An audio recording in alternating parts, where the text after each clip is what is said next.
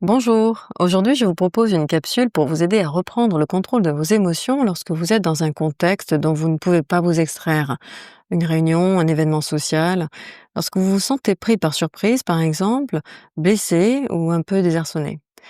Je précise que mon propos n'est pas de fuir ou de repousser vos émotions, mais parfois la réalité c'est que nous ne pouvons pas nous isoler. Et pour autant, il nous faut bien continuer. Imaginez-vous en pleine négociation ou dans un dîner important que vous ne voulez pas gâcher. Alors voici ce que je vous propose. Quand l'émotion surgit, que vous ne voulez pas vous laisser envahir, revenez à l'instant présent, comme si vous vous glissiez dans votre corps pour la toute première fois, comme si l'instant précédent, vous n'étiez pas là et que d'un coup de baguette magique, vous veniez d'apparaître dans cette scène, dans le rôle que vous jouez habituellement, sauf que là, la scène vient de commencer.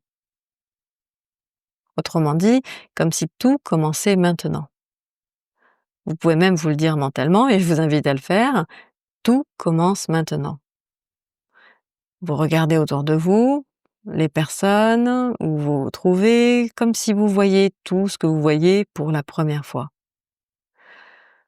Imaginons que vous soyez au mariage de votre meilleur ami, par exemple, et que votre partenaire vous glisse une remarque que vous trouvez parfaitement injuste. Vous sentez la moutarde vous monter au nez, mais évidemment, ce n'est ni le moment ni l'endroit pour régler ça. Alors, dès que vous sentez les prémices de la colère, vous pouvez vous dire: tout commence maintenant. Et en revenant à cet instant, dans votre corps, dans la situation, vous constatez simplement que vous êtes à côté de quelqu'un que vous aimez, car vous choisissez de ne pas réduire l'autre à ces quelques mots, entouré des personnes qui vous sont chères, au mariage de votre meilleur ami. C'est tout. Pour l'instant, c'est tout, et c'est tout ce qui compte. Les mots prononcés n'ont pas disparu, vous en reparlerez certainement plus tard, à moins qu'entre-temps une autre compréhension ait émergé puisque vous n'aurez pas coupé le lien avec votre partenaire et que cette stratégie restaure le calme.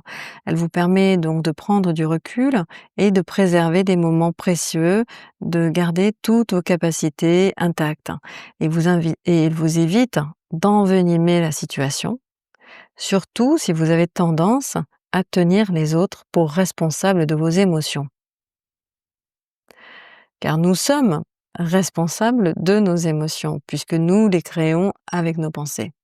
Ce ne sont pas les mots de l'autre qui vous mettent en colère, ce sont les pensées que vous avez à propos de ces mots. C'est ainsi que dire «ça m'énerve» ou «tu m'énerves» est parfaitement inexact. On devrait dire «mes pensées m'énervent» ou «j'ai des pensées qui créent de l'énervement chez moi».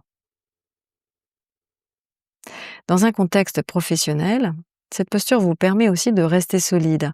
Vous ne perdez pas la face parce qu'un collaborateur vous a annoncé une mauvaise nouvelle. Vous restez présent, stable, à l'écoute de vos équipes qui attendent de leur direction une attitude forte et rassurante. Je vous dis à très vite pour une prochaine capsule et si vous le souhaitez, vous pouvez me retrouver sur stéphanieromeo.com. Je suis coach pour les particuliers et les dirigeants en quête de sérénité.